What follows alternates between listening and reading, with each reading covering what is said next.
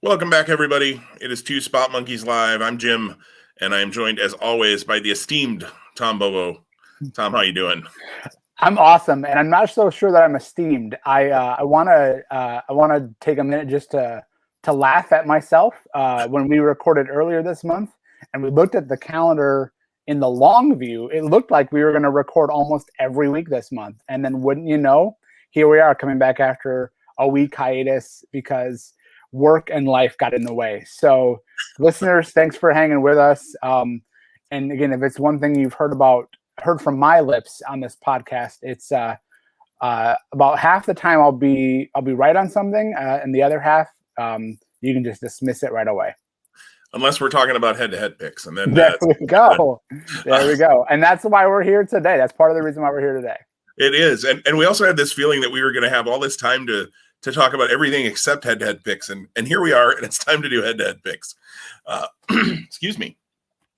So the main crux of today's show is going to be looking at the Royal Rumble that's coming up this Sunday evening, afternoon. I don't even know when the pre-show starts. Is it an hour or 2 hours before? The main show's 7, but I haven't seen anything about when the pre-show or the lead up, if you will. Kickoff or whatever. Yeah. Yeah. Kickoff. Which, I'll be honest, I rarely watch the kickoff. I usually just start it at the pay-per-view, unless there's a match I really want to see on the kickoff, or I'll go back and watch it afterwards, kind of thing, because it just usually doesn't work time frame wise. So the Rumble coming up. I don't know about you, Tom. I love the Royal Rumble. I have since year one when it was on the USA Network, and Hacksaw Jim Duggan, of all people, won the dumb thing. Those early years before they did the title shot, I love that it's for a title shot at WrestleMania, but yet I also loved early on that you got winners like Hacksaw Jim Duggan and Big John Studd, who weren't they're guys that you wouldn't see win now because they weren't going on to title shots at WrestleMania. So I like some of those early ones because of that too.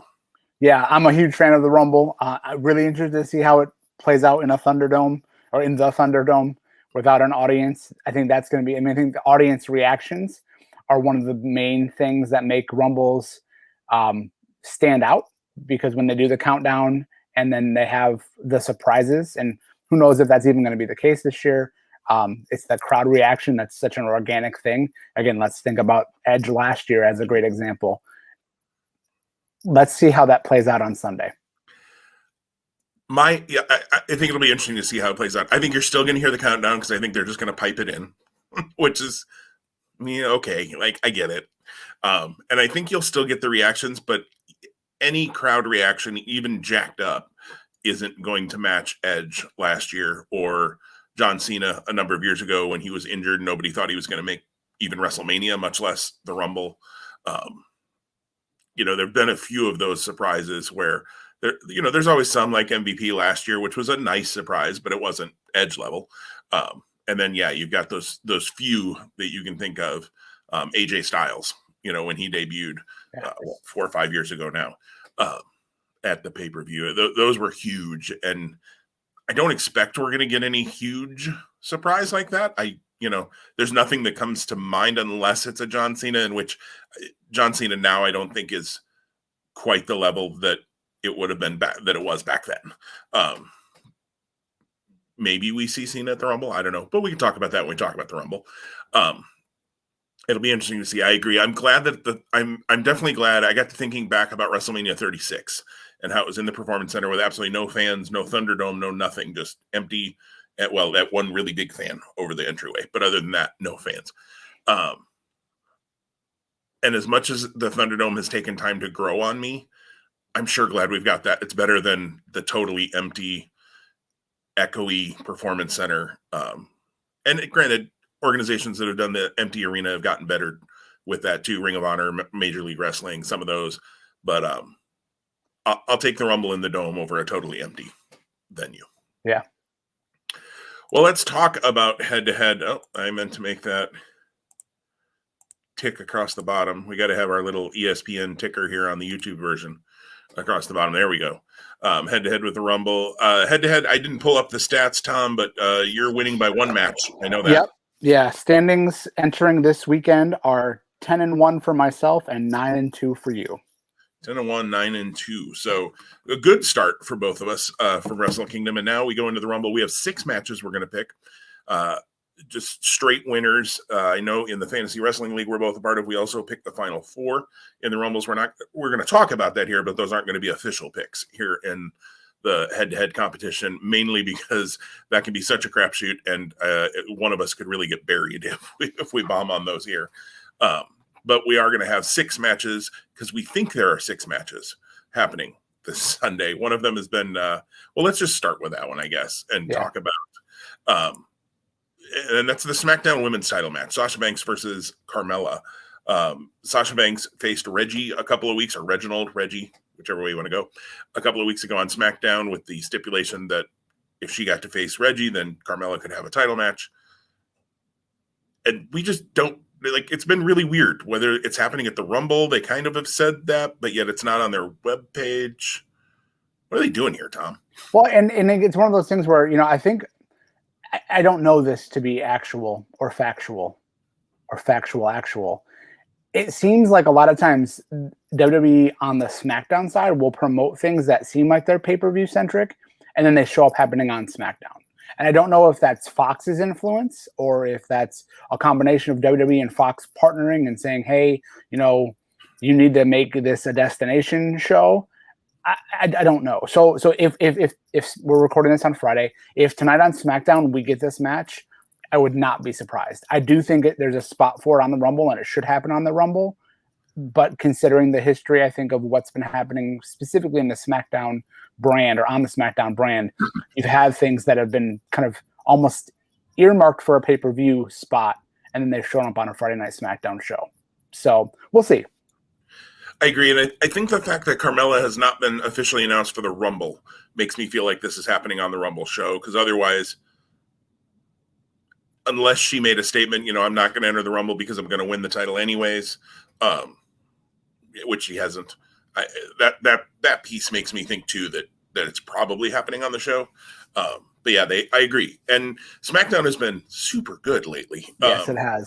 Yep. Loved most everything on SmackDown. Every once in a while they, get a wah-wah from me. But SmackDown all in all has been really good, including this build. Let's see. So I'm behind. So does that mean I make the pick first, Tom? Yes, you do. That's what we usually do. And I usually make the pick first because I'm usually trailing. So this is built really well. It's been an ongoing battle for a while between these two. Reggie actually looked really good in the ring, honestly. He worked just fine with Sasha in a very rare intergender match in WWE. We don't see those that often. And it wasn't super competitive. We didn't see him beat down Sasha or anything, and WWE is not going to do that in a TVPG time frame and those kinds of things. But he was athletic as heck. I thought he did really well. In fact, I made the comment, I think, on a board that we're a part of on Facebook, that if you would have told me that week they were going to have Sasha Banks versus Reggie and Adam Pearce versus Paul Heyman both announced for the show, I would have been like, okay, we're getting way too cutesy. And I think there was something else too that was kind of in that vein on that show. And I enjoyed the heck out of all of it, how it all worked out, and so that's why sometimes you can't judge it till it happens either, because I was not ready to enjoy that, and I did. So that all being said, part of me wants to pick Carmella here, because if you don't have Carmella win, what does that do for Carmella? But I also look at the fact that we're on the road to WrestleMania. And not that you couldn't put the belt back on Sasha in the next month or two, but Sasha Banks in a main match at WrestleMania makes a whole lot more sense to me than Carmella in a main match at WrestleMania at this point. And that's sometimes my booking thinking around this time definitely gears towards what are we headed towards at WrestleMania.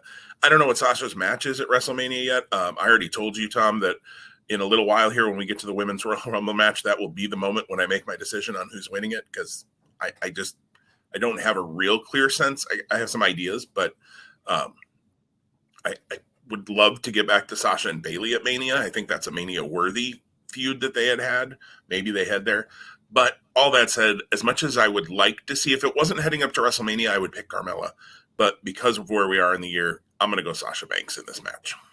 Yeah, that's fair. And I'll just echo the Reggie Sasha match that had taken place on SmackDown was probably one of the more enjoyable things I've seen in the month of January across all wrestling that I've watched. And again, if you would have said to me on January 1, this is going to happen, and you're going to be like, wow. I'd have been like, okay, well, let's wait and see on that. And so, and again, but I loved the athleticism of Reggie being the thing that kept him kind of in the mix with Sasha. Again, we don't know his backstory, or as you know, as how they've given it to us on SmackDown.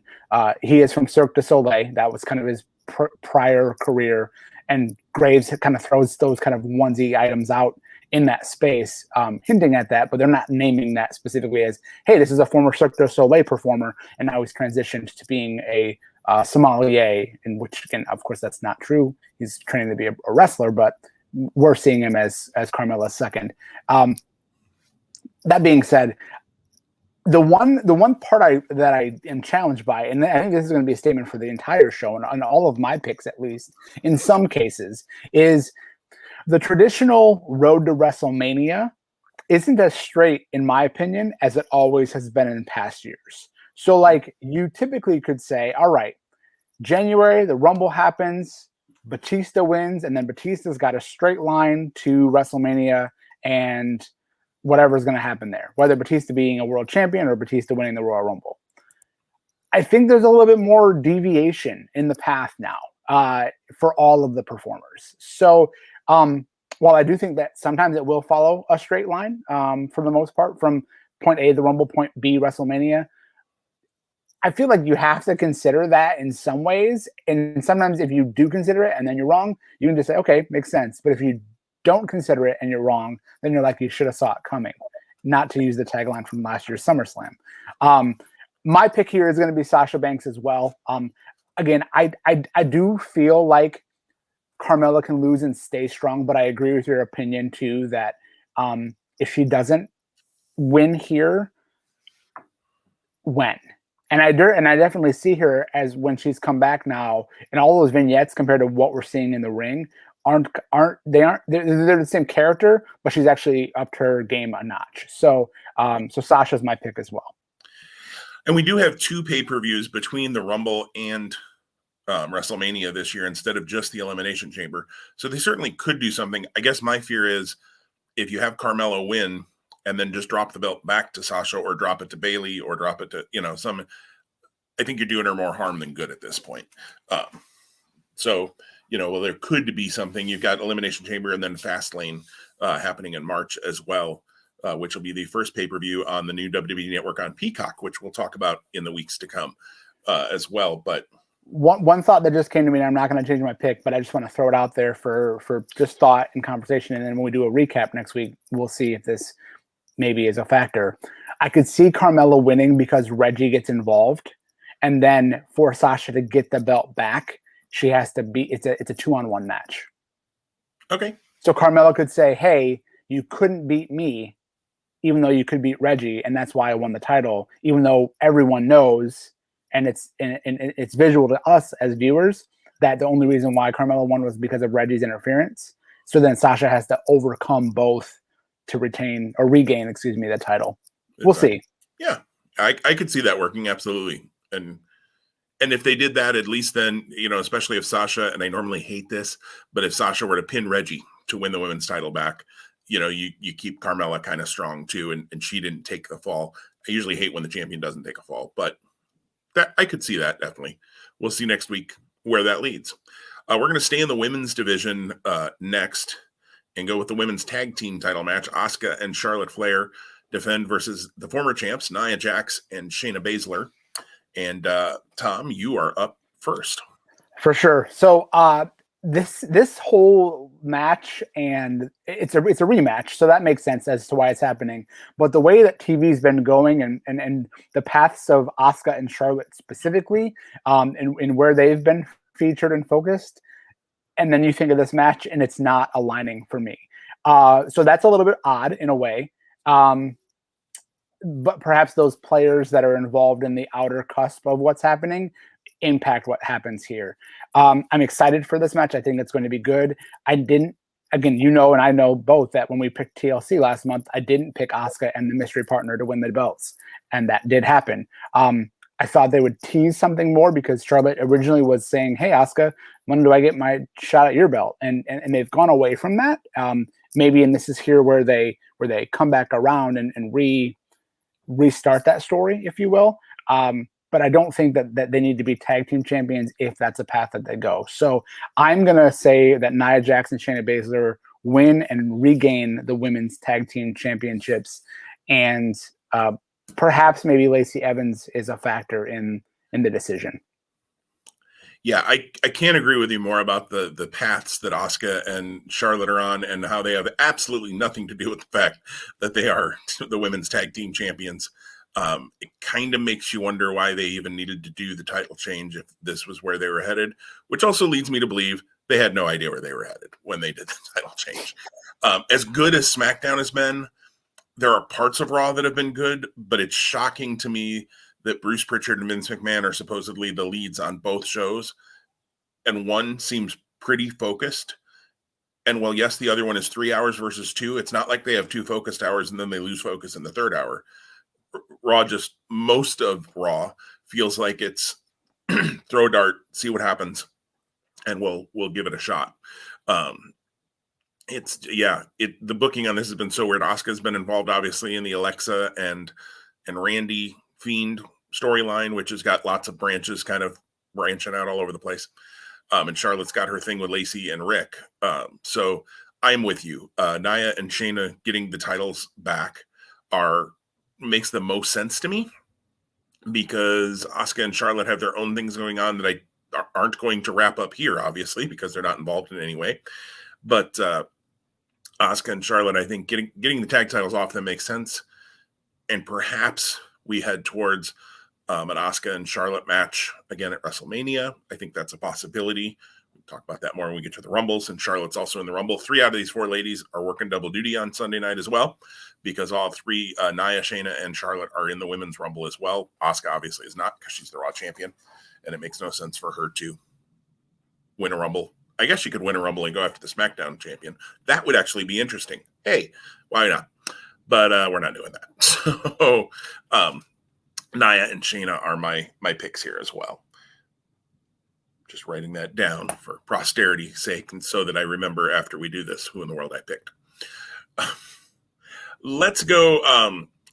So if it's all right with you, Tom, I think the Rumbles should be the last things we talk about because it's the Rumble pay-per-view.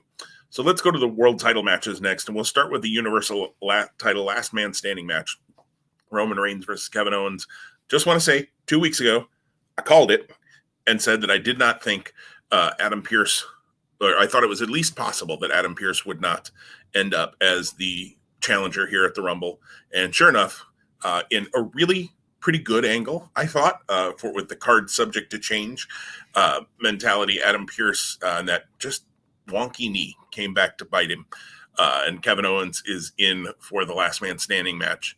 I have to say that I am as much as I was kind of interested to see Adam Pearce wrestle Roman Reigns, because you and I, having followed Adam Pearce's career for years, it would have been nice to see him get a shot, kind of thing. But it wouldn't have been a shot. It would have been a beatdown. It would have been more storyline than anything. I think this has the potential to be a much better match. Probably has the potential to be the best match on the show. Match quality, not counting Rumbles. Because Rumbles, I don't think you can compare a Rumble to a singles match. Really, that's not apples to apples at all. So I think this has the best chance out of the 4 non-Rumble matches on this show so far to be the best match of the night easily because of the 2 men in it and the stipulation. Look, I want to see Kevin Owens win the Universal title at some point again. I think Kevin Owens should be in the main event mix. He's an incredible talker. He's a great worker. He's believable. I think he's the closest thing, and I'm not saying he's anywhere near it, but he's the closest thing to a Stone Cold kind of character you have right now. And I think they could push that more if they wanted to, push the envelope with that a little bit more. They haven't quite yet. But But I also see no way in the world that Roman Reigns loses his title before WrestleMania. I think there's a chance at WrestleMania, depending on who he's facing, that he does. But I don't think there's a chance in the world he loses the title here at the Rumble. Could there be shenanigans? Yes. Will Jey Uso get involved? Of course he will. Will Adam Pearce get involved? That could be interesting to see. Does an executive try to, play a role that he probably shouldn't as an executive because of the way things have played out? I think that could be interesting. But Roman Reigns is my pick here with absolute no. This is, we were talking about confidence points. This would be my highest confidence point that Roman Reigns keeps his title. Yeah, absolutely. I share the sentiments about the pick. So Roman's my pick as well. Again, not to call myself Tom Stradamus. However, you may recall, listeners, that I thought this is where we'd end up. I thought we'd end up with a last man standing match. I thought it was odd that we would go TLC, cage match, last man standing. When you think of the kind of levels of aggression those matches have, we're kind of trending downward. But in the story that they've told to get us here, it still makes sense, regardless of some of the maybe gaps in logic that you might want to apply. Going back to your comment about how SmackDown in 2 hours is just a nice tight show, and then maybe that wasn't your exact wording, but I'm getting that's the sense I'm getting. That's how I feel it is. And actually, when I was watching Raw recently, and more so this last week's episode, I thought about how just 3 hours was too much for them, and like how if they were able to reduce that, and to me that'll never happen. They're paid a lot of money by USA to be on and to fill that programming and to get the ratings they get. But from a content perspective, to trim the fat, for lack of a better term, and the fat being that extra hour of TV that you have to fill, will probably make that show a little bit more centered and focused. I also like the difference of Adam Pearce, the WWE official, on SmackDown and Raw. He seems to be two different characters from my perspective, which is really odd. So I would love to see him get involved here, because I think there's a statement to be made, or like a storyline connection to be built upon in that regard. I think that WWE, specifically Vince McMahon, doesn't see Adam Pearce in that way, like because he never made it in WWE, regardless of his pedigree prior to being in the role he's in now, and then becoming a TV character. He has a longevity as a professional wrestler. So again, but if it doesn't happen outside of the WWE box, we rarely acknowledge it unless you watch a Chronicle or something like that. So Roman's my pick as well. I love Kevin Owens too, and this is going to be a highlight on Sunday. Absolutely. And my fear, so just to go back to your Adam Pearce point, and the fact that he is really kind of two different characters, on Raw, where he had to come out and restart because of the count out that I don't think was supposed to happen in the women's 6-man match. So we went from a DQ to a count out to a restart to, oh my goodness, that was just painful. But I don't think the count out was supposed to happen, but kudos to the ref. That's what they're told to do is, if you see the blatant disqualification in front of you, call it, which that obviously was supposed to happen. But if they don't get back in the ring by 10, you got to count them out. And it was wonky, but it didn't. And, so he's got that character, and then he's got this, almost emasculated, but yet cunning and smart on SmackDown sometimes too. And then you have Sonya Deville, who only apparently helps him on SmackDown, not on Raw. Are we going towards, though, that's what I started to say, are we going towards Adam Pearce will end up as the figurehead on Raw and Sonya Deville will end up as the figurehead on SmackDown? We've stayed away from this whole figurehead thing, and I'm kind of glad we have, so let's not do that. I'm a little worried we're headed there. That they'll say, well, Adam Pearce is too personally involved in SmackDown, and so he can still be the executive on Raw, but Sonya Deville is now in charge of SmackDown or something like that. Let's not do that. All right. Let's go to the WWE title match, Drew McIntyre versus Goldberg. So let's just play a little moment in review. So we have the setup for Roman Reigns and Kevin Owens that we just talked about, with Adam Pearce and the card subject to change. Then Paul Heyman pulling the card subject to change the next week, for his match too, which, you almost had to see coming, but yet sometimes the thing you see coming is the right thing to do too. And it worked really well. Meanwhile, we have Drew McIntyre and Goldberg. Now, Drew McIntyre, of course, had to miss a couple of weeks of Raw because he had tested positive for COVID. We talked about that on our last episode a couple of weeks back. And but they did a nice job of using promos from him from his home to be able to continue to build this and continue to keep him in front of people. But they also can't help themselves on Raw. And they have to do the incredibly stupid imposter skit with the imposter Drew McIntyre and, yes, former WWF or WWE light heavyweight champion Goldberg, who I actually thought was dead until he walked out. And then I was like, oh, he's still alive. I thought he was gone. The Miz and John Morrison, I hate the dirt sheet. Every time I see the dirt sheet's going to be on, I'm like, because it's always this juvenile, I don't know, it just doesn't click with me. And, I sound like the old guy saying, get off my lawn at this point. But I just, their stuff doesn't click for me in that vein. Especially when you do like really goofy stuff on the dirt sheet. And then at the very end of it, you have the Miz holding up the Money in the Bank and I am awesome and I'm going to be the world champion. And I'm like, who is this guy? Does he have split personalities? Like, talk about Adam Pearce in two different characters. The Miz plays two different characters within 3 minutes. And it just, anyways, we're not talking about the Miz and John Morrison, but I had to bring that up in the build to this match. Hated it. I thought actually we were going to get a tag team match on Raw Monday night between McIntyre and Goldberg and the Miz and Morrison for a second. I'm glad they didn't do that. They just did the quick beat down. Let Goldberg hit a spear, let McIntyre hit a Claymore, and then we forget. We just show the replays of that for the rest of the night because, why would your main event angle be your world title?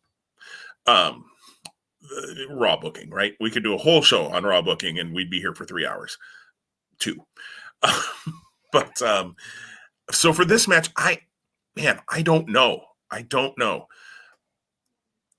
Because it seems, and they played this up on Monday night. Every time Goldberg comes back and challenges somebody for a belt, he's won it. The fact that they named that makes me think, okay, is this the time he doesn't? I think I brought up a couple of weeks ago, my fear is Goldberg wins the belt here, and we somehow get back to Drew McIntyre and Goldberg then at WrestleMania for the rematch, and Drew actually gets to win the WWE title in front of 8,000, 10,000, however many fans they have at WrestleMania. I've heard 25. 25. Okay. I've heard 25. We're getting to a point here in Nebraska where they're talking about lifting the restrictions on indoor gatherings altogether because we're under 10% of our hospital beds being used by COVID patients. Seems like a really good way to get that percentage back above 10%. But anyways, that's a different podcast topic. So 25,000. I don't remember how many Raymond James holds. I'm thinking it's like 80 or so. I feel like that's the case. And I think the Super Bowl is 22. Okay, so it'd be in line with where the Super Bowl is. Yep. And Florida has, I think actually for outside, Florida has no restrictions.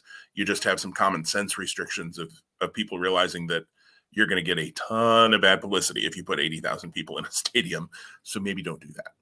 Now, if you could do 20,000, I don't remember how many the Packers had for the NFC title game on Sunday, but you could see that they were kind of spaced out throughout the stadium. And I thought it looked, as much as there's a piece of me, and it's just because of the last year, that goes, when I see, that many people in an area, it looked safe to me. I hope that Mania does the same thing. They got to space them out. They can't go, well, we've got 20,000, 25,000. Let's put them all in the lower bowl so it looks really good. Don't do that. And I don't think they will. But Drew McIntyre lost out on his chance to win the title in front of a crowd last year because of the pandemic. And like I said, I could see them doing that. That being said, I think there's also a slim possibility, and I really hope they don't do this, that Drew McIntyre wins this match and Goldberg wins the Rumble. And we still get back to Goldberg in a main match, whether it's with Drew or Goldberg Reigns, which we were supposed to get last year at WrestleMania. My hope is that we don't book this year's Royal Rumble or this year's WrestleMania based on what didn't happen last year. What didn't happen last year didn't happen last year. We had a pandemic. Things happened. It sucks. Move on. Move on. Time to go forward. I don't love this pick, and it's going to be a really low confidence when I do my confidence points in the Fantasy Wrestling League. I'm going to pick with my heart and say Drew McIntyre is the guy who stops Goldberg from winning the title every time. I will not be shocked when I'm wrong on Sunday. Yeah, this was the hard. This is going to be my hardest pick, I think, as well. Even though I think the Rumbles have a lot of challenge to them, and we'll get into that momentarily. Dare I say this is the most underwhelming World Championship match build in the history of the WWE that's been on a major show. And I know that that's obviously there's some stuff here that's been out of the control. But to your comment, Jim, when you open the show or nearly open the show with this angle on Monday, and then in the middle of the show you have Miz and Morrison tangling with Sheamus, and then the only thing that you do with these guys are replays, like that just speaks to like why are you promoting it that way? Why are you positioning it that way? That whatever happened, and maybe it would have been a tag match, maybe it wouldn't have been a tag match. Maybe they were like, listen, we're not giving Goldberg away for free on Raw. You have to wait for the Rumble. That being said, how do you not close the show with what they did in the early part of Raw? I think it's also telling of how they closed the show, because there's a lot of movement there, and it's been the anchor angle, for lack of a better term, in the absence of this build. I think when we first talked about Goldberg's return, and it was a surprise to us before kind of they had to shuffle the deck because of COVID with Drew McIntyre, I was surprised that we got Goldberg this early. I sensed, and I had kind of seen rumblings that we were going to get Goldberg at WrestleMania. And I think in December they did the Chronicle or the whatever they did on the network with Goldberg's streak and that whole story. So kind of when those things happen, WWE is big enough to know that when those things are timed and scheduled and occur, you can likely expect to see that character or that wrestler back on their main product at some point. So we got Goldberg early. So that makes you go, okay, well then what is his path, or what is his story leading to WrestleMania? And do we get him at Rumble and Mania, or are we getting him now and then we're not going to have him at Mania? I don't know. I think that's a really tough question to answer today. And yeah, McIntyre and Goldberg wasn't the match for last year, but McIntyre's path to the title was the story. Do you replicate that here with Goldberg in place of Brock Lesnar? And is it compelling enough? Because even though Drew McIntyre didn't have his moment in front of fans, he still had his moment, and it was impactful and it was important. I'm going to pause there for a second before I come back and make my pick. I really wonder on this match, is the over under on this match 5.5 minutes, over or under? Well, so that's a big wondering I have. You know, I think you have to think about that when you think of Goldberg matches. I don't see this going long at all. 5.5 is a fair place to set the line, right? Because I could go either over or under, but if I picked over, it wouldn't be by much. If you set it at 6 or 7.5, under, easy. Sure. So all of those things have me interested. I think it's going to be a spectacle, and I don't know that I mean that in a good way. And I love Drew McIntyre. He's been fantastic, and he's one of the more believable athletes and pro wrestlers that they have. Again, it was a little surprising when he dropped the title to Randy Orton and got it back a month later.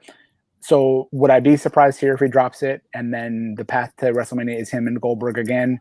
No. That's where the rubber meets the road for me. I unfortunately think WWE loves their nostalgia and their Hall of Fame acts more than they should, and they rely on them as being draws. And with that, I make Goldberg my pick to take the title, even though I dislike it strongly. Yeah, and I don't disagree with you, and I'm probably dead wrong on that. So on that pick. So Tom, I apologize. You should have made the pick first on that one, and I just got going and went with it We've done that numerous times before. So technically, I should have the first pick on the Women's Rumble, but do you want to take it then, or do we want to switch up? What do you want to do? No, just go ahead and keep on. And again, your pick didn't change my pick. I was strongly heading towards Goldberg regardless. But I liked our dialogue, and again, it's not a match I'm looking forward to from a like pro wrestling fan standpoint, but from more like you drive by a car crash, you can't help but rubberneck. Right. Yeah, I hear you on that in every way, shape, and form. So I'm going to go to the Women's Rumble match first.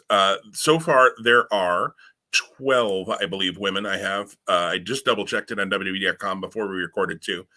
So the 12 women who are officially announced right now are in no particular order other than roughly the order they were announced in, although probably not 100%. Nia Jax, Charlotte Flair, Bayley, Bianca Belair, Mandy Rose, Dana Brooke, Peyton Royce making an appearance, Alexa Bliss, Shayna Baszler, Tamina Snuka, Ruby Riott, and Liv Morgan, with 18 more to be announced, perhaps yet before the Rumble, some of them, but obviously not all of them. There will be some surprises, I'm sure. I didn't look through the women's roster, but just off the top of my head, I didn't say Natalya on there. I didn't say Lana, although we haven't seen her in a while, so you never know, maybe. I've read conflicting things about whether NXT talent are going to work this show or not.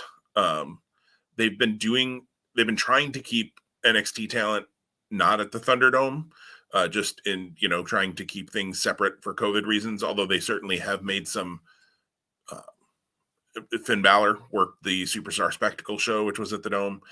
So there has been a little bit of crossover here and there. So whether we'll see any NXT talents, I hope we do. I think personally that this is the place we see Rhea Ripley debut on it's not debut on the main roster, but I think she comes in at the Rumble and then we see her move into Raw or SmackDown. So we're not going to officially pick our final four, we said, but I'm going to put Rhea Ripley into my final four because I think if she debuts, appears, whatever you want to say at the Rumble, it's not debut. I don't know what to call it anymore. Moves. If she's in the Rumble, I think you've got to put her in the final four because I think you want to bring her in strong.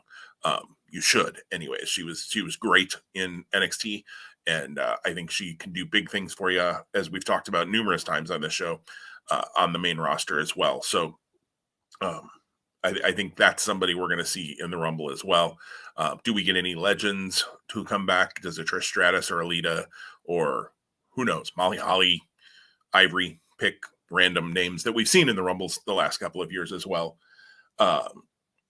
So right now our champions are Asuka and Sasha Banks. They may or may not remain Asuka and Sasha Banks, before Mania, but it's the easiest way to try to project right now.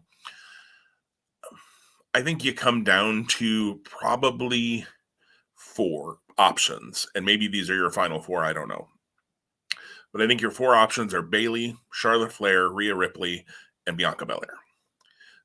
All due respect to Ruby Riott and Liv Morgan and Mandy and Peyton, they're not winning the Rumble. they're just not. So, maybe if it was the old school style where they didn't get a title match, who knows, any of those people could win. But with a title match at WrestleMania, none of those people are winning, at least this year. Maybe some of them can be built for the future. Ain't happening right now. My fear is Charlotte Flair wins again, and we go to Charlotte Flair Asuka at Mania. I'm okay with Charlotte Flair Asuka. I just, from fantasy wrestling standpoint, I want Charlotte Flair to win the Rumble because I happen to have her on my roster. But I don't necessarily want to see Charlotte Flair win 2 Rumbles in a row. I think you have, there's a lot of boo birds out there in the wrestling community who feel like Charlotte Flair is the Roman Reigns of the women's division and she gets everything. And look, her first night back, they hand her the tag titles, blah, blah, blah, blah, blah. It's a work, people. But I don't know about that. I really want to pick Bianca Belair to win this Rumble. I just don't know that they're going to do it yet. Although your point is well taken that when they do a spotlight program like Chronicle or Untold or 24 or 365, or they've got all these different documentaries on the network, that means something. They don't just, we haven't seen a Ruby Riott Untold or a Ruby Riott, Chronicle. I don't think. Anyways, we did just get a Bianca Belair one not long ago. I haven't seen it yet. It's on my list to make sure I check out at some point.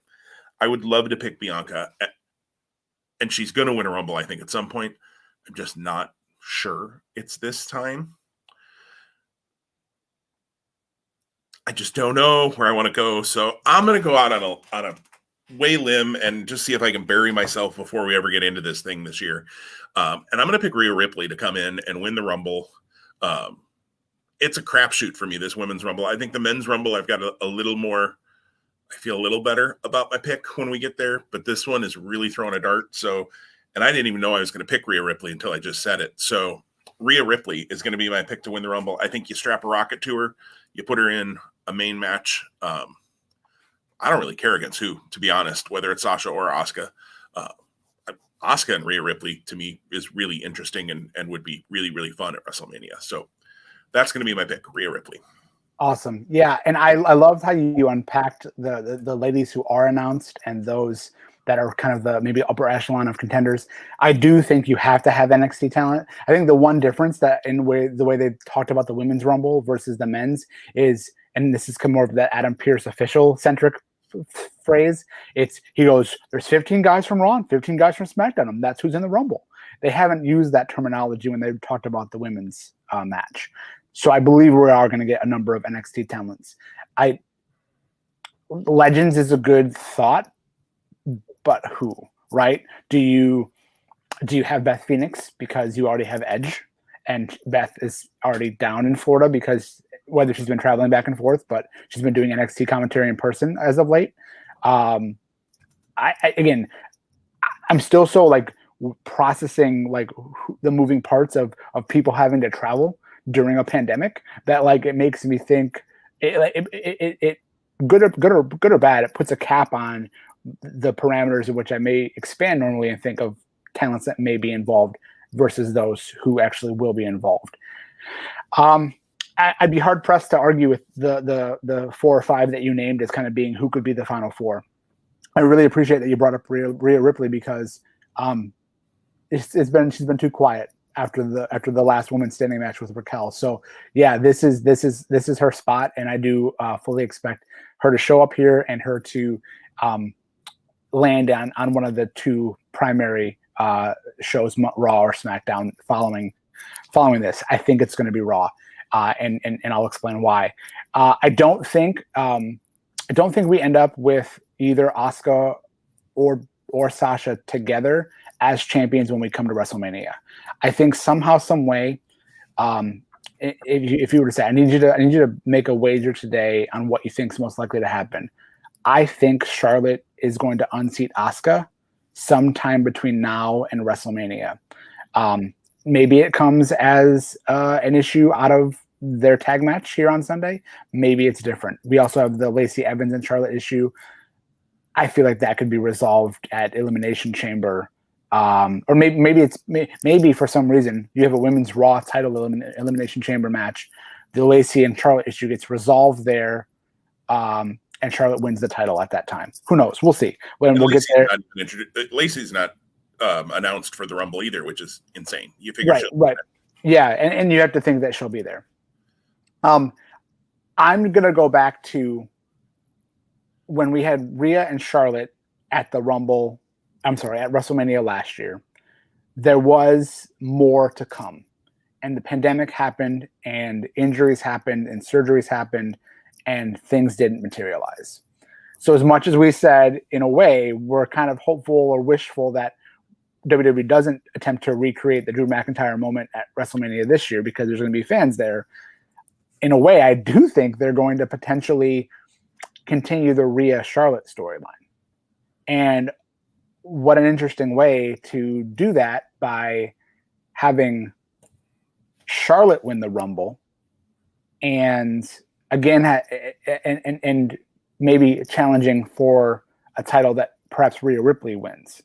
So I kind of talked about out of both sides of my mouth, but I could see them going either direction.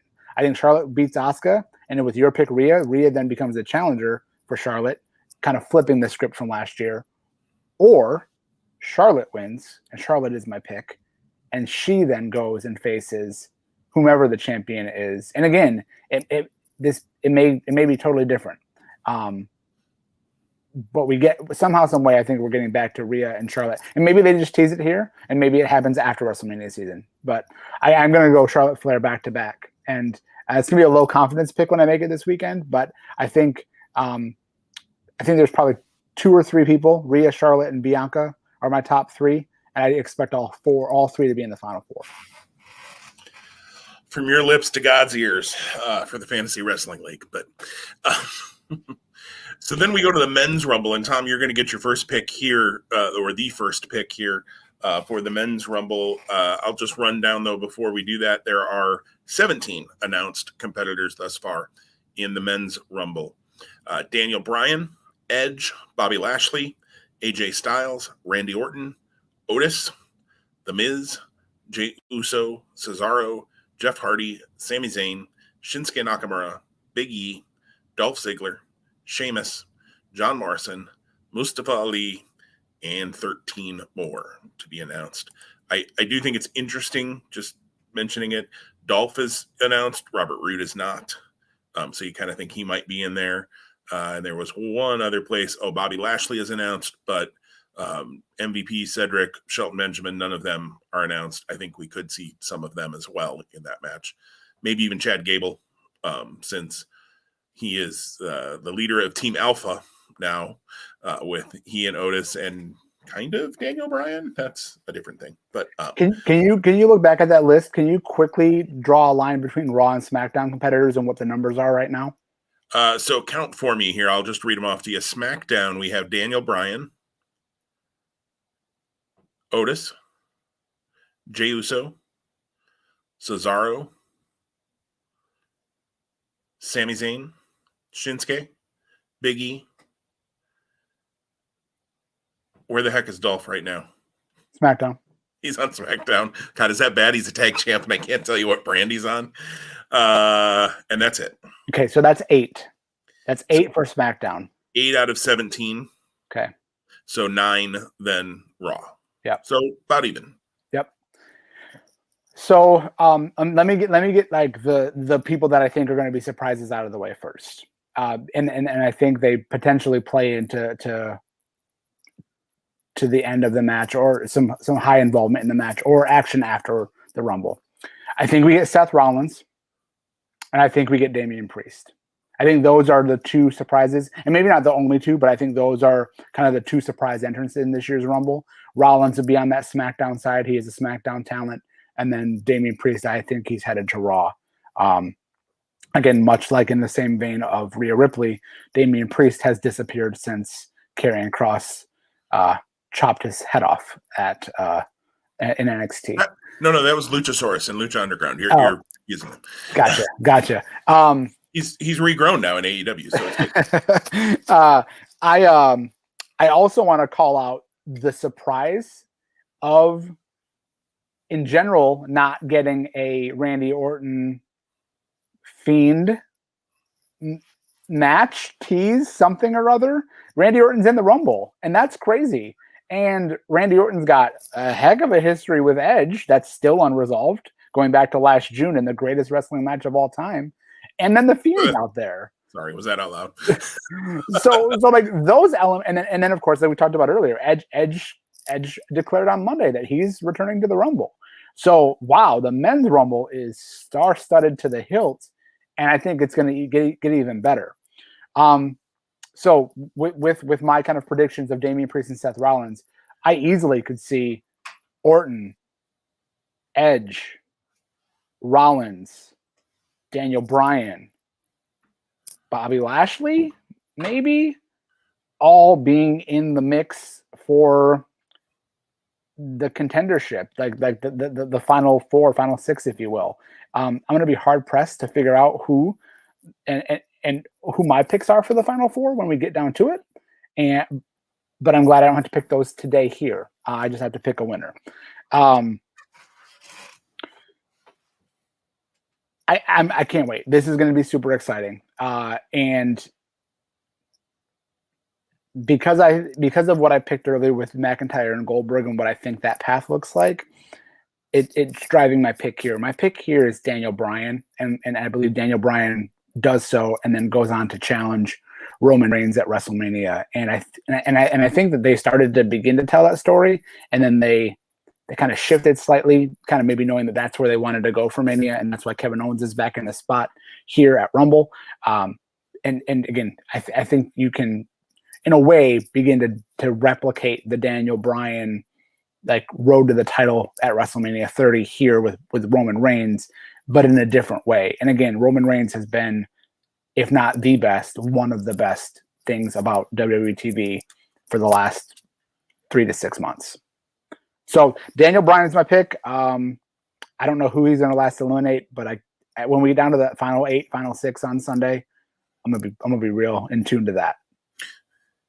Yeah, I agree with you. Seth Rollins is somebody that I've had pegged to return here. He was supposed to return a couple weeks ago on SmackDown. Originally, they had said, and then it got real quiet. They just stopped talking about that he was coming back. And my thought then was, maybe he wants a couple more weeks to be at home with Becky and the baby.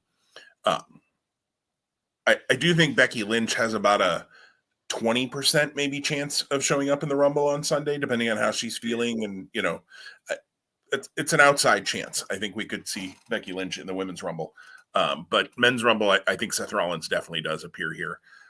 It'll be interesting to see with Seth when he comes back, because of the way he went out at Survivor Series, where he sacrificed himself for his own greater good and said, do it. And Sheamus kicked his head off, and that was it. What does his character look like? I think it's still going to be the Friday Night Messiah, I guess, or whatever you want to say.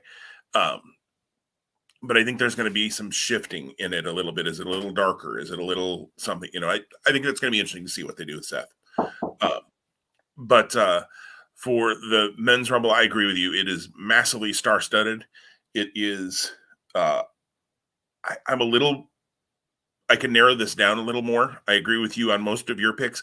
I think Jey Uso could be in that mix there at the end as well, because he brought up that he wants to win to go and take the WWE title from Raw so that the family can, run everything. I don't see Jey Uso winning the Royal Rumble, but I think that story of him and Reigns wanting to run everything is an interesting story that you could tell at least throughout the Rumble. And could Jey Uso win and get that opportunity to prove to Roman that he's, whatever, on the same level or whatnot. For me, this comes down to two people. This comes down to Edge and Daniel Bryan. I don't know if they're the final two, but to me, they're the two. If I was going to lay odds on who was going to win this match, which is kind of what we're doing here, those are my two favorites to win this match. I agree with you. I think we get Daniel Bryan versus Roman Reigns at WrestleMania. Do we get it here by Daniel winning the Rumble? I think there's a very strong possibility for that. Or does he somehow lose the Rumble? Does Jey Uso screw him somehow? And we get that storyline continuing. And then maybe Bryan has to win the Elimination Chamber or something to win a chance, or he has to beat Jey Uso, or he has to win a gauntlet match against Heyman Uso and Reigns, or don't do that. But nobody in WWE listens to our show, I hope. So that was a terrible idea. Don't do it. I do think we get to Bryan and Reigns, hopefully at Mania. I really hope we don't get to Goldberg and Reigns or something like that at Mania. But Reigns and Bryan makes a lot of sense to me. It seems like Edge and Orton would make sense at Mania, but I agree with you. The fact that they're not wrapping up the Fiend storyline here, how long can they go with that? I think we see the Fiend, probably see the Fiend himself in some way on Sunday as well. Probably not in the match, but in interfering or being involved somehow with Randy Orton and how Orton ends up eliminated. I think the Fiend, definitely his appearance or his presence will be felt in some way on Sunday. I'm going to go Edge. There were some people that are like, oh, they gave away the surprise of Edge on Raw. They should have had him just appear. You had that moment last year. And it was such a cool moment last year, especially this year with no crowd or, Thunderdome crowd. I'm glad they didn't. I'm actually glad they had him appear and just say, I need the title. I'm coming back. I'm going to be in the Rumble. And I think Edge winning the Rumble, I actually thought he might win it last year. I think Edge winning the Rumble. I think Edge versus Drew McIntyre at WrestleMania would be really good. I think that would be really fun. I know that there's no necessarily storyline right now setting that up, but there doesn't have to be either. Because let's be honest, the years of we pick what we're going to have at WrestleMania and then we book the year backwards to get to that point, those are long gone. Those happened years ago. It doesn't happen now. In fact, I just read a story this morning. It did not have what the specific match was, but it said literally they have one match right now that they're locked in on for WrestleMania 37. And all it said is it's the Roman Reigns match. Not who his opponent was or anything like that hasn't been reported yet. But they have one match locked in, which is pretty amazing if you think about it, with Mania only a couple of months away. So I'm going to go Edge here for the Rumble. Would I be shocked if Daniel Bryan wins it? Absolutely not. In fact, there's a little bit of if I'm picking with my heart, I want to see Daniel Bryan win the Rumble again, because I've been a Daniel Bryan fan, Bryan Danielson fan for as long as you have, Tom, for a long, long time. I'm an Edge fan too, and I want to see Edge do well. But I just love the Daniel Bryan story and would love to see him get probably his last chance at a Rumble win, because, neither Bryan or Edge are going to be around in 10 years probably. So we'll see. Tom, you're still on mute, buddy. Thanks. I had family back and forth in the room I'm in, so I was trying to prevent that from having background noise. A check-in with you. Interested in your Edge pick for sure. Love the idea of Edge and McIntyre on paper.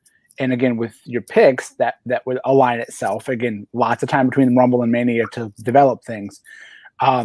Any other potential matches you'd want to see Edge in if he does win the Rumble? Like if it's not McIntyre and we don't have him go chase Reigns, which I think that's a dream match too, but I don't think that's the right story to tell yet.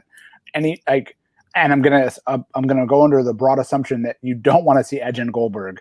But anyone else that you could see Edge facing at Mania? I know a while back we talked about, a potential, culmination of the Edge and Randy story, 18 months or 15 months in with the world title, full circle Rumble, greatest match of all time at Mania. I don't know that that's Orton's path with the Fiend going on. So sorry, I've said too much before you've had a chance to respond. No, you're fine. If Edge wins the Rumble, I think the only two real options are McIntyre and Orton. I don't see Edge and the Fiend. That just seems strange. Or I don't necessarily need to see another Edge Orton match. They're going to give us one at some point, whether it's at WrestleMania or some other point down the road. They're going to do the trilogy at some point, because once Vince gets an idea in his head, we all know it's going to happen at some point. I don't need that at WrestleMania, and I don't need the title involved with that one, to be perfectly honest. I don't think you have to wrap it up with Edge beating Orton for the title. It seemed a way they could go in the past, but I think you can, they're 1-1 against each other. They're both, legends who are still active. There's plenty of ways you can tell that story without the title involved. I agree with you. You could see Edge and Goldberg. I don't want to see Edge and Goldberg. I don't want to see that match. And for Edge's health and long-term safety of his neck, no, please don't do that to Edge. Now this is the guy who was jumping off stuff at the Last Man Standing match last year at Mania that went on for 7 hours of WrestleMania. But, and all of that. But no, I don't want to see Goldberg and Edge. So if it's not McIntyre, if Edge wins and it's not McIntyre, then I think it's Orton. And I'd be disappointed in that, to be perfectly honest. I would rather see McIntyre and Edge than Edge and Orton again. I think the Orton Fiend thing could go till Mania if they wanted to. I think it's got legs. They've done enough twists and turns. We still haven't seen the Fiend back. I don't know if you heard or not. You had to go dark for a minute, but I think we do. The Fiend's presence will be felt on Sunday in some way. I wouldn't be shocked to see him reappear at the pay-per-view for the first time now since he got lit on fire. It seems like pay-per-view is the right place, even though, yes, they're network specials or whatever you want to call them now, for him to reappear. Although it wouldn't shock me if it's not until Chamber or Fastlane 2 that we see him. Well, it makes sense in my mind that he or his essence or his proxy, Alexa Bliss, be the reason Randy Orton gets eliminated. Like that furthers that story in a very appropriate way. But you can go a lot of directions too, because I think Randy Orton and Edge could easily rekindle, and that could be part of this. Absolutely. So, yeah. And I neglected to mention, I apologize, just to jump back to the Women's Rumble, Alexa is in that list of people that I think is possible to win the Rumble. Her recent transformations, and when she goes into her fiend mode, I guess, for lack of a better word, and how unstoppable she is. And her and Asuka have had a couple of really good encounters here the last couple of weeks on Raw. That's been a highlight for me on Raw. Her blocking Asuka's kicks and like how quick she is at doing that. I mean, it's looked really good. And there's something they couldn't get away with in front of a live crowd because obviously they're pre-taping some of those things and dropping them in. Alexa has a chance to win the Women's Rumble. I'm obviously didn't pick her, but I should put her into that mix of things. I just think Alexa's going to be more story than substance when it comes to the Rumble, and it's going to be more. I could see Orton somehow being involved in her getting eliminated too, distracting her or something, and then someone dumps her real quick. So, anyways, yeah, the Alexa Fiend Randy Orton thing is something I've enjoyed on Raw. Same here. Well, to recap our picks, we were chalk the first half of the card, and we were rogue the second half of the card. So we both have Sasha, we both have Nia and Shayna regaining the women's championships. We both have Roman Reigns retaining. Then in the WWE title match, you have Drew McIntyre, I have Goldberg. In the Women's Rumble, you have Rhea Ripley and making her Rumble return and probably main roster presence known long term. I have Charlotte Flair going back to back. And in the Men's Rumble, you have Edge and I have Daniel Bryan. So it'll be interesting to see how this plays out. For sure, yeah. So again, with a one match difference, again, we're very early in the year, but Rumble is this next event that we have, and then following this, we'll be coming back in a couple weeks and doing Takeover. The St. Valentine's Day Massacre is what I'm going to call it. I don't know. Maybe they'll come up with a fun tagline, or maybe they won't because I've never used that tagline ever again after Stone Cold and Vince in a cage. Right. So anyway, yeah, I'll tell you this. I've appreciated our conversation and this talk around the Rumble. I was excited. I'm always excited for the Rumble, kind of how we started our talk. But I think talking through some of the opportunities that we may see unfold on Sunday has given me a higher level of excitement and interest in what WWE will bring to us as fans. Absolutely. And I'm as we've talked about, I'm always excited for the Rumble. The Rumble matches themselves are usually pretty darn entertaining. I always have an idea that I'm going to watch all of the Rumble matches themselves, like from January 1st until the Rumble. And I've never done it. And every year it gets harder and harder because we add another 2 now Rumbles to it. So I don't know. I need to start that in like November or something if I'm actually ever going to get it done. I started to watch back in December the first Rumble. I didn't even finish it. And that was as far as I got on that project this year. So I have not watched a Rumble yet this year and probably won't before Sunday because, man, that WWE Network putting up Wrestling Challenge hit me right in the nostalgia fields, Tom. Yeah. So, and you know what? Goals and aspirations. Keep setting them high and keep trying to reach for them. It's all good. There you go. Awesome. Well, as we wrap up today, we'll be back next week for sure at some point. Well, I shouldn't say that because you never know. Our goal is to be. Let me rephrase. Goals and aspirations. Reset them high, Tom. Yeah. Our goal is to be back with you all next week, where we'll have 3 big things from the Rumble. There's been a lot of stuff happening with NXT, the Dusty Classics, and AEW. Beach Break is next week for AEW, and that's been building pretty excitedly with some really unique and fun matches that are coming together for that. WWE Network being bought by NBC Universal and then going to the Peacock streaming service. That's a big topic. So lots to cover. Next week, I think we'll have a potpourri of a show, but we'll anchor ourselves with 3 big things from the Rumble, and we'll, of course, do a head-to-head recap. Absolutely. Looking forward to it, as always. Anything else, Tom, you want to cover before we sign off here? No, we'll funny statement, but not funny statement. I'll see you next month. You are a dad, so dad jokes are okay. All right, everybody. Stay safe, stay healthy, stay warm. It's flipping cold in Nebraska today. I don't know how it is. Probably cold in Michigan too, but it is. We're double digits. But thankfully, again, mild winter. We've had very little snow. We had probably our most accumulation in the last week, but it was 6 inches in 2 buckets of like 3-inch dumps. So shoveling wasn't the problem. We got about 10 inches on Monday, which was our big one for the year, and hopefully will be the big one for this season. I'm ready for spring. But anyways, this isn't a weather podcast. Oh, and next week as well, we'll have to make our Super Bowl predictions as well. But we've got until next week to do that. I don't even remember what our predictions were 2 weeks ago. So we'll just recap it and say Tom and I were both right. I went 4-0 in the divisional round. I would have went 1-1 in the conference championship round. I thought Green Bay was going to use their home field advantage to pull it out. And again, you can't. It's hard to pick against Tom Brady, but that's a teaser for what's going to come next week when we make Super Bowl picks. That it is, and I would have been the same way. I would have picked Green Bay as well, and it did not hurt my heart to see them lose. Although all it meant when Tom Brady faced the Green Bay Packers was I was for sure rooting for the AFC in the Super Bowl. So we'll talk more about that next week, though. Everybody stay safe, stay warm, stay healthy, and we'll see you next week. Take care.